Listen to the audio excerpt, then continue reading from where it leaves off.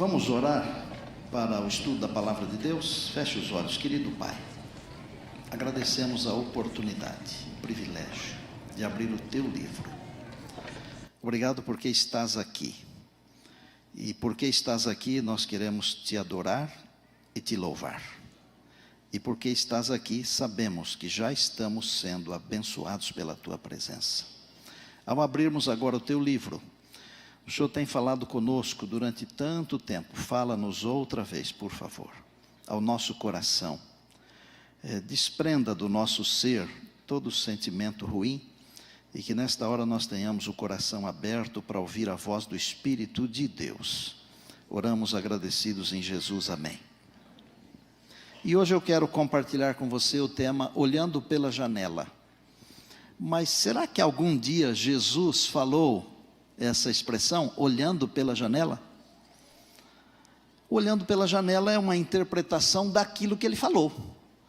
E nós lemos, agora há pouco, na nossa leitura responsiva, o texto que está em Mateus. Eu peço que você encontre aí na sua Bíblia.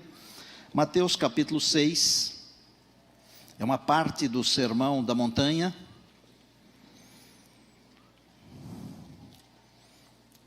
Jesus começou esse trechinho que nós estamos usando hoje, dizendo assim: não andeis ansiosos pela vossa vida, verso 25 do capítulo 6 de Mateus, nem com o que tens que comer ou vestir, verso 26, olhai as aves do céu. Depois, um pouquinho mais para frente, olhai, 28, olhai como crescem os lírios do campo. Desse excerto do Sermão da Montanha, eu quero tirar dois trechinhos muito importantes. O primeiro deles tem a ver com o olhar. Olhar os passarinhos, olhar os lírios, é como olhar pela janela, tá certo? E o outro pensamento que eu quero extrair daqui está no verso 33, que diz assim: mas buscai o reino de Deus. Então são dois verbos, e nós vamos trabalhar com isso. O verbo olhar, observar, e o verbo buscar, procurar, ok?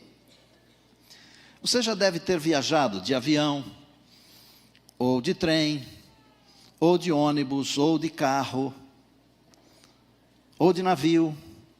Eu não vou falar de carroça, de cavalo, porque nós estamos aqui num lugar bem urbano, né? Essas coisas são mais pastoris. Quando nós viajamos, normalmente, nós temos o hábito de tentar perceber o que é que está à nossa volta, olhar pela janela. Então Jesus está dizendo assim: olhe pela janela, observe isto, observe aquilo.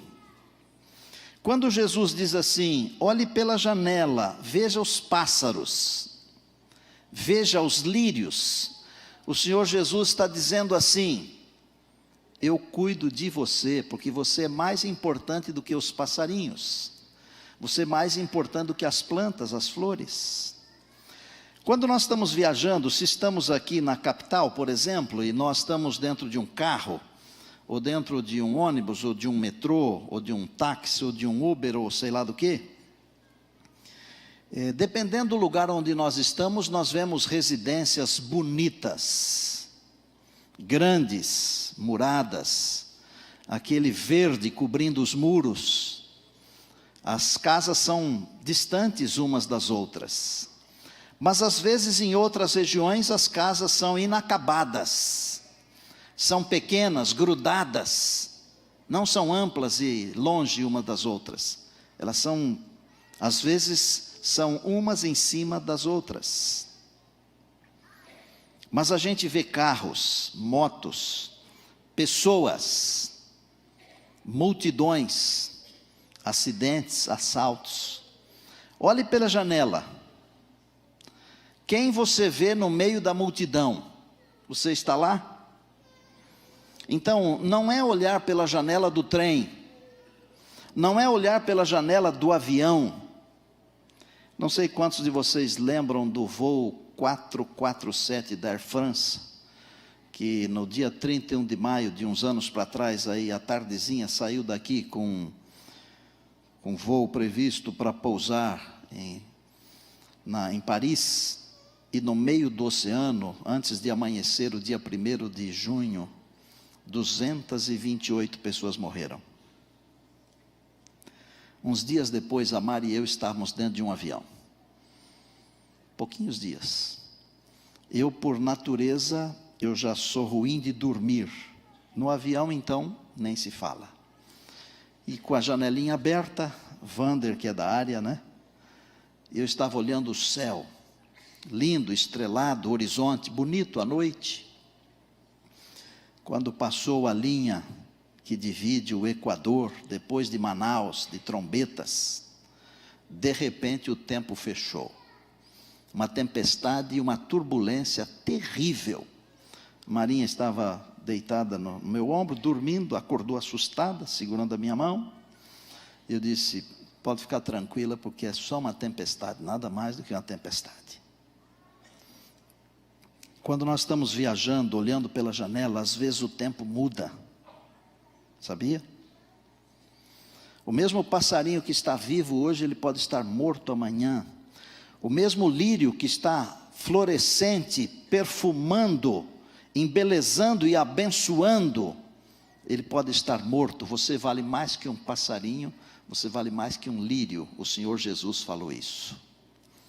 Agora, eu queria chamar a sua atenção para uma coisa. Quando você olha para a janela da sua vida, e quem é que está perto de você? Quem está perto de você quando você olha pela janela? Você só vê pessoas distantes ou você vê pessoas próximas? Por exemplo, você vê Jesus perto de você quando olha pela janela da sua vida? Você percebe as bênçãos que você recebeu quando você olha pela janela da sua vida? Já enumerou as bênçãos? Eu estava fazendo uma conta aqui, Celi, essa aqui é para você, que me lembrou disso. Eu estou terminando hoje o meu 6º ano aqui, na igreja do NASP São Paulo. Nestes 6 anos, os meus filhos conseguiram me dar 6 netos, porque a 6ª netinha nasce dia 18 agora do próximo mês. Mas não foram só essas bênçãos que eu recebi. Eu recebi as bênçãos de ter você perto de mim. Quando eu olho pela janela da minha vida, por exemplo, eu vejo o pastor Antal, com a esposa, sempre sorridentes, felizes. Eu vejo vocês. Eu vejo alguns que estão indo embora também. Eu sofri muito esses dias atrás, porque eu fui ungir o Daniel. E o Daniel teve uma vida de bastante sofrimento, uma vida difícil, triste. E uns minutos depois dele ser ungido, eu recebi a notícia que ele tinha falecido. Parece-me que ele estava só esperando esses detalhes assim, desse acerto com Deus para ir para os braços do Pai. Mas essa semana eu fui comemorar 80 anos do irmão Giacomo e da irmã Guiomar. Dei uma passadinha relâmpago lá, mas estive lá com vocês. Deus seja louvado. Quantas bênçãos! Olhe pela janela da sua existência, da sua vida. O casamento dos filhos, não é? O nascimento das crianças. Quantas bênçãos, irmãos! Jesus está dizendo assim, olhe para fora. Pare de olhar para dentro de si mesmo, olhe para fora. Olhe para a janela da sua vida. Eu cuido de você. E hoje o Senhor Jesus está aqui para dizer para você o seguinte: olhe para fora e perceba, eu cuido de você. A outra coisa que o Senhor Jesus mencionou e eu destaquei, depois de falar tudo isso, ele diz assim, mas buscai em primeiro lugar o reino de Deus e a sua justiça, e todas estas coisas que nos preocupam diuturnamente, estas coisas que nos preocupam todos os dias, todas estas coisas vos serão acrescentadas. Não sou eu quem está prometendo isso para você, é o Senhor Jesus, aquele que, segundo Hebreus 13:8, é o mesmo ontem, hoje e eternamente, é o Deus que não muda. Mas você tem que buscar primeiro o reino de Deus, para que todas estas coisas lhe sejam acrescentadas.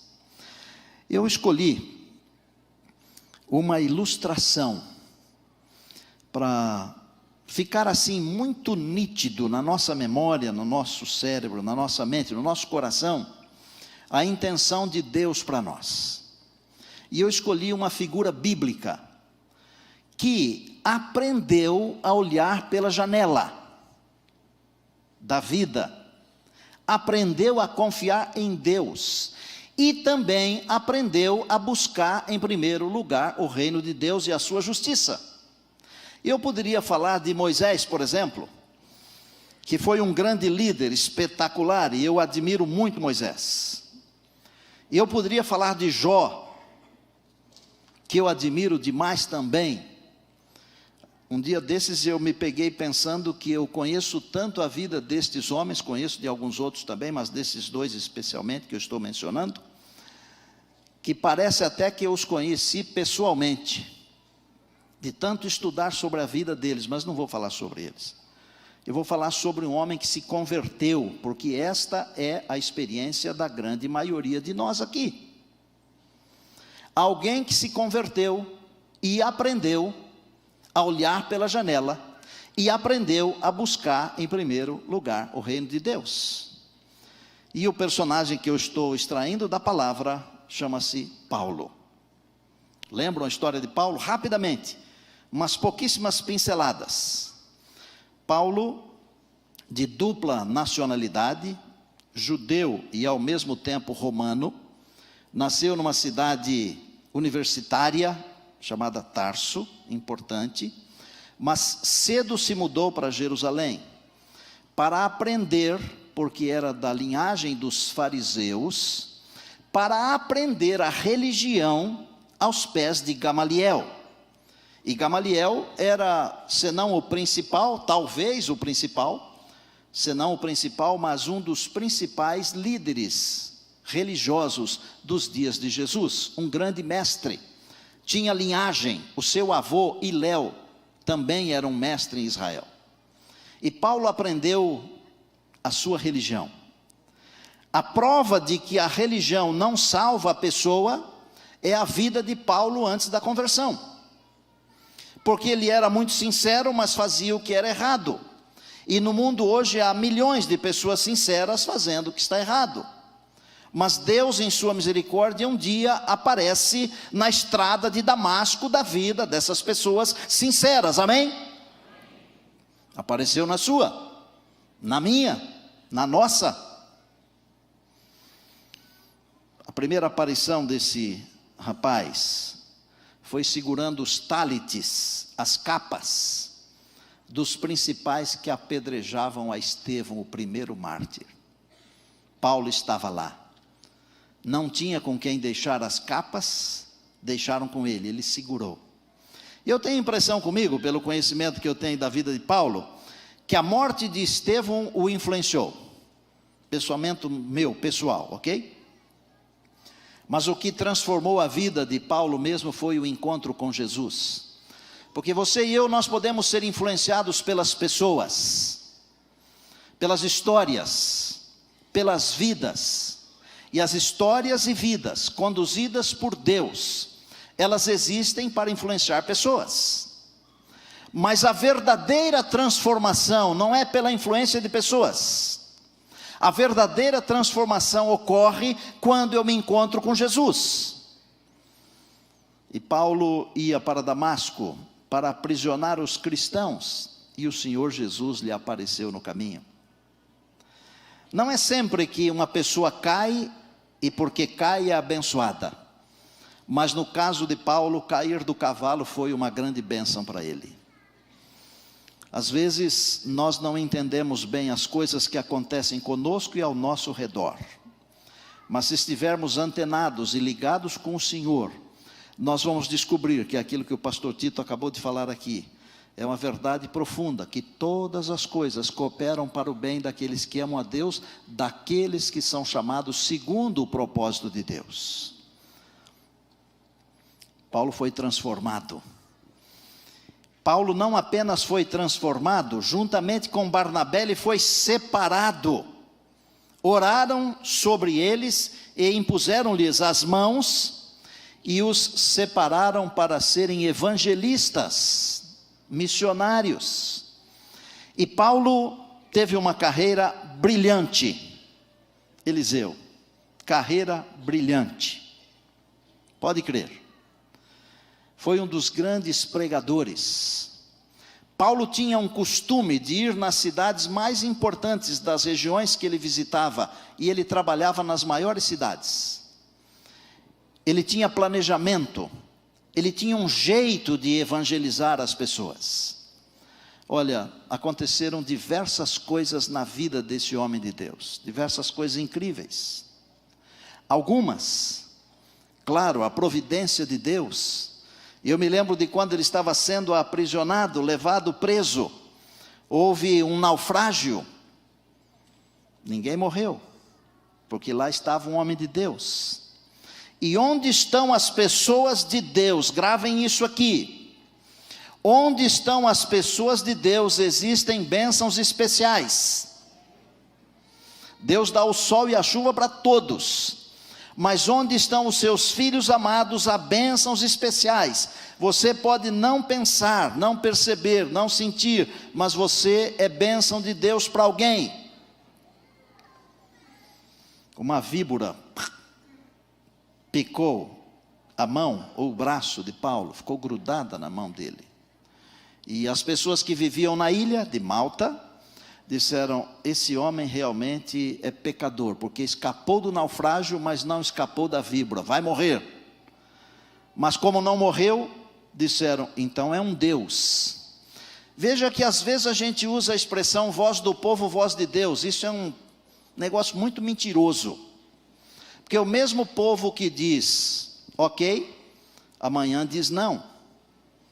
O mesmo indivíduo que aplaude, amanhã critica. A multidão disse: vai morrer. Como não morreu, disse: então é um Deus. Paulo foi aprisionado, prisões longas, 3 vezes. Mas aconteceram outras pequenas prisões. Paulo escreveu, conta aí no seu dedo, porque passa de todos os dedos das 2 mãos, 13 dos 27 livros do Novo Testamento. 13. São as cartas e as epístolas pastorais. 13. E eu me lembro de algumas coisas sobre esse tal Paulo, que eu admiro. Mesmo na hora do final da vida, pertinho da morte, ele pediu para seu filho na fé, Timóteo, levar umas coisas para ele. Ele falou: olha, venha depressa, antes do inverno, porque ele achava que não ia passar aquele inverno. Eu conheço a história de uma senhora já idosa, que já foi embora, e todo ano ela dizia assim para a neta: ah, filha, acho que no próximo Natal a avó não vai estar viva. Durou uns 20 anos ainda. Mari, um beijo para você, lembra disso? Vó Elisa, que saudade. Saudade. Venha depressa e me traga 3 coisas: a capa, os livros e os pergaminhos. A capa, o físico. Os livros, o intelectual. Os pergaminhos, o espiritual. Parece que Paulo sabia bem o que é que nós somos, não é? Muito bem. Se eu tivesse que escrever o epitáfio de Paulo, eu colocaria: combati o bom combate, acabei a carreira, guardei a fé, a coroa da justiça me está guardada, a qual o justo juiz me dará naquele dia, 2 Timóteo 4, 7 e 8, e não somente a mim, mas a todos os que amam a sua vinda. Por falar em epitáfio, eu estou preparando um sermão para o ano que vem, com esse título. Paulinho, um dia que nós formos naquela pesca esportiva juntos, eu te conto a ideia do sermão. Estava conversando com alguém, ele me contou uma história sobre epitáfios. Ele disse que um indivíduo que tinha por nome Máximo e que não gostava do seu nome, um dia disse para a esposa assim: quando eu morrer, pode escrever o que quiser no meu túmulo, mas não põe o meu nome, porque já durante toda a vida é bullying para cá, bullying para lá, porque é o Máximo. Tá bom, chegou o dia, ele foi embora, a esposa muito carinhosa: bom, não vou pôr o nome do Máximo, porque senão eu não vou cumprir com o que ele me pediu. Ela bolou umas coisas lá e disse assim: bom marido, bom pai, cidadão exemplar, cristão, fiel, dedicado, honesto. Pois lá, passa um indivíduo lá, acho que tinha tomado umas canjebras, olha para o túmulo, não tem nome, mas está escrito, e ele lê: homem bom, bom marido, bom pai, tudo, e falou assim: esse cara era o Máximo. Aqui pertinho de nós tem um cemitério chamado do Morumbi. Lá está o túmulo do Ayrton Senna da Silva, que no dia 1º de maio de 1994, no circuito Enzo Dino Ferrari, em Imola, na Itália, na curva Tamburello, perdeu a vida. Em cima do seu túmulo está escrito isso aí. Obrigado, Wander. Nada me poderá separar do amor de Deus. Está em Romanos 8, verso 39. Se Jesus demorar um pouquinho e não vier, o que é que vão escrever no seu túmulo? Se Jesus demorar um pouquinho e você tiver que fechar os olhos, qual será o seu epitáfio? Eu encontrei um na Bíblia, muito triste. Vocês lembram de Josafá, aquele rei de Judá, que enfrentou os exércitos amonitas, meunitas e do mar, só com oração e jejum? Lembram dele? E que no final ele falou assim: crede no Senhor vosso Deus, estareis seguros, crede nos seus profetas e prosperareis. Pois é, ele foi sucedido no seu trono por seu filho Jeorão. Jeorão se casou com uma moça, filha de Acabe, rei de Israel, aquele que se casou com uma moça chamada Jezabel, lembram? E que trouxe um monte de deuses estranhos para o povo de Israel. E Jeorão, ao invés de seguir os caminhos, os passos do seu pai, ele seguiu os passos do seu sogro. Queria agradecer a Deus, uma das gratidões que eu tenho é porque eu tenho um outro pai que mora comigo, que é o meu sogro. Só bons exemplos. Voneu, beijo carinhoso, viu? Obrigado pela influência positiva. Sabem o que Jeorão fez? Matou todos os seus irmãos, todos, não deixou nenhum. Trouxe para dentro do reino de Judá a adoração aos ídolos, levou o povo de Jerusalém à idolatria. E sabem qual é o epitáfio dele que a Bíblia descreve? Triste. 2 Crônicas 21, 20. Foi-se, ou se foi, sem deixar de si saudades. Ele foi sepultado na cidade de Davi, mas não no túmulo dos reis. Irmãos, esse epitáfio aqui me fez pensar muito, sabe por quê? Porque quase todo mundo quando morre é bom, não é? Não é verdade? Quase todo mundo quando morre é bom. E às vezes o epitáfio não diz tudo, sabe? Mas no caso desse rei aqui, diz tudo. Foi embora, não deixou nem saudade. Quando eu observo as expressões de Jesus e eu olho pela janela da minha vida e percebo que o Senhor cuida das flores, que o Senhor cuida dos passarinhos, e Ele fala para mim assim: Neumoel, você vale mais do que as flores, você vale mais do que os passarinhos, eu cuido de você.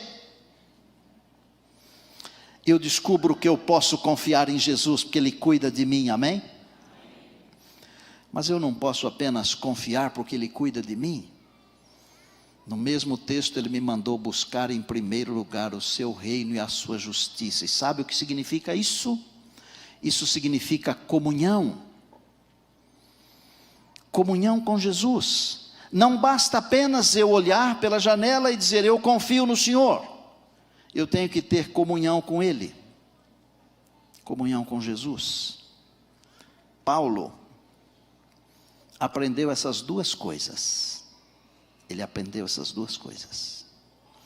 Ele aprendeu a olhar pela janela da vida.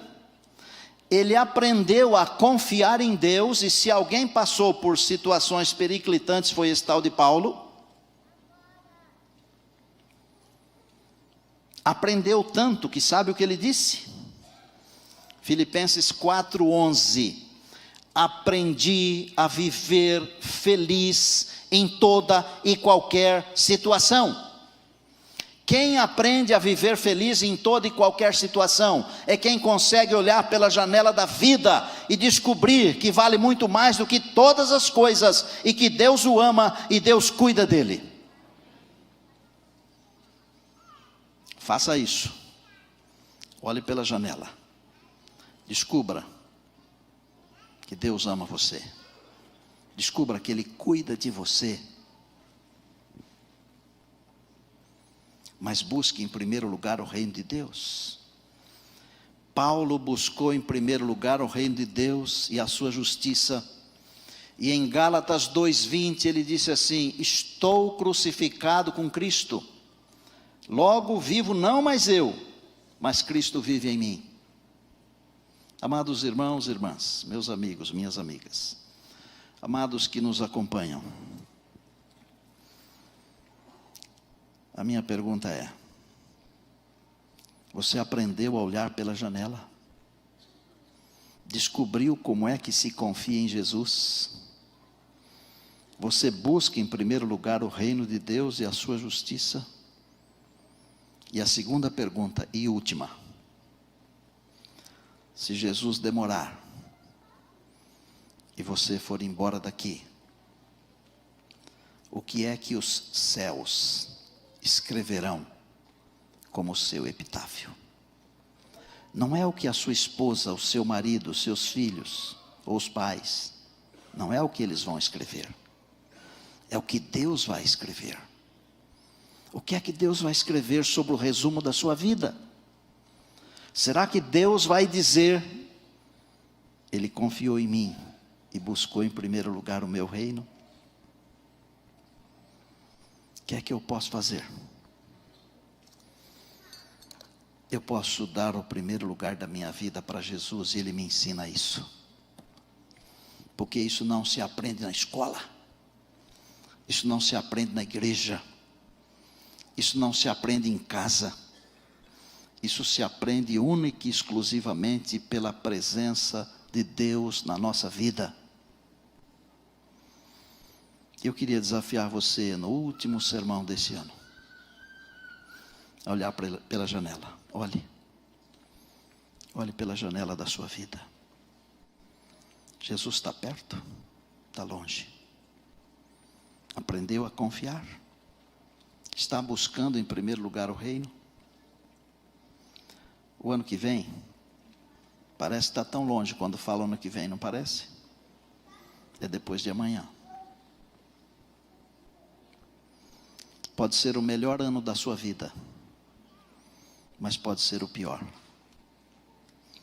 Quem decide se será o melhor ou pior não é o destino, é você.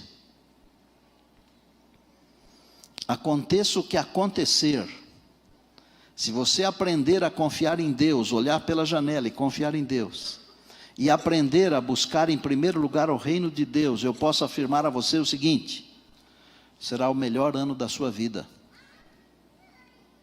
E mesmo que não aconteça nada de ruim, se você não aprender a confiar em Deus, olhando pela janela, se você não buscar o reino de Deus em primeiro lugar, pode não acontecer nada de ruim na sua vida, será o pior ano. Dá para entender? Felipe, ajuda o velhinho aí, vem cá.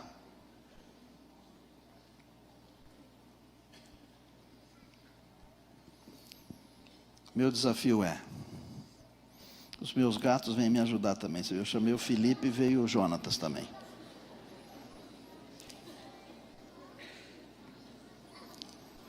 E vocês cuidem bem deles, porque eles são do pastor, tá?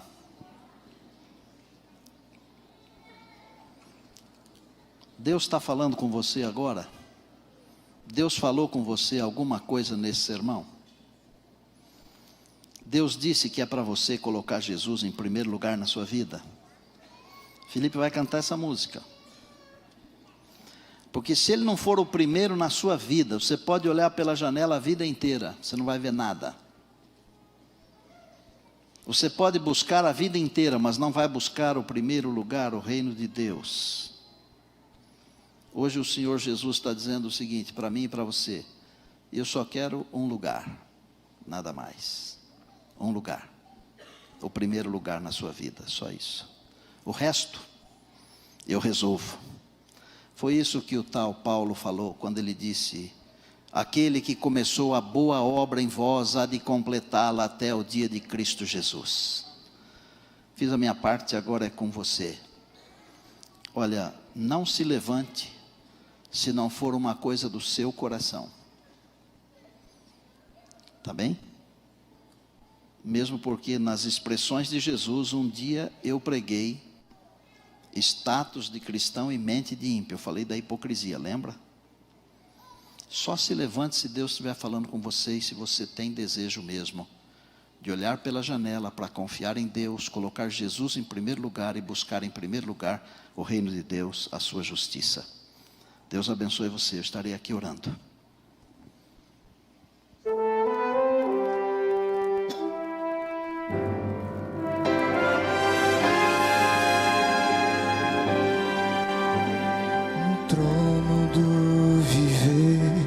Só existe lugar para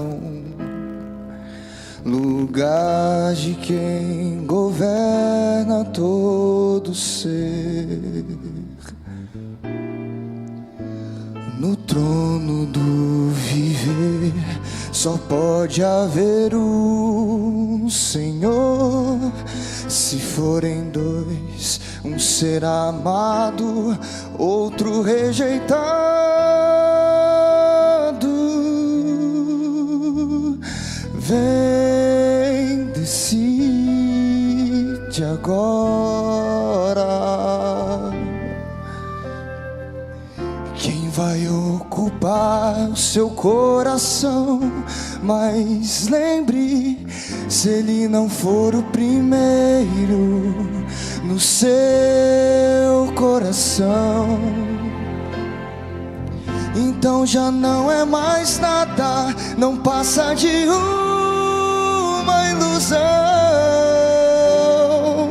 Mas se ele for o primeiro, o seu companheiro, motivo do seu existir, você vai viver, você vai sorrir, você vai vencer.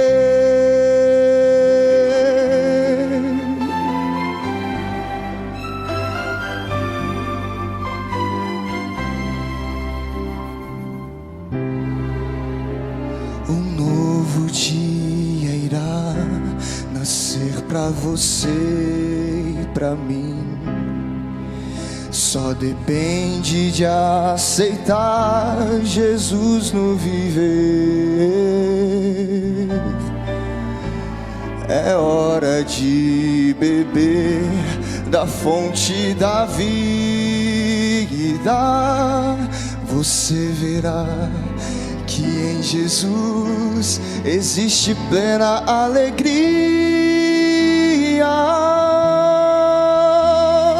Vem, decide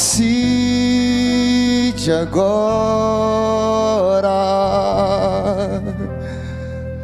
Quem vai ocupar o seu coração? Mas lembre, se ele não for o primeiro no seu coração, então já não é mais nada, não passa de uma ilusão. Mas se ele for o primeiro, o seu companheiro, motivo do seu existir, você vai viver, você vai sorrir, você vai vencer. Não há batalha perdida com Cristo. Ele mesmo triunfou lá na cruz. Com sangue já provou que nos ama. Se o seu coração não for dele, não será mais de ninguém. Se ele não for o primeiro no seu coração, então já não é mais nada, não passa de uma ilusão. Mas se ele for o primeiro, o seu companheiro, motivo do seu existir, você vai viver, você vai sorrir, você vai vencer, você vai viver, você vai sorrir, vai vencer.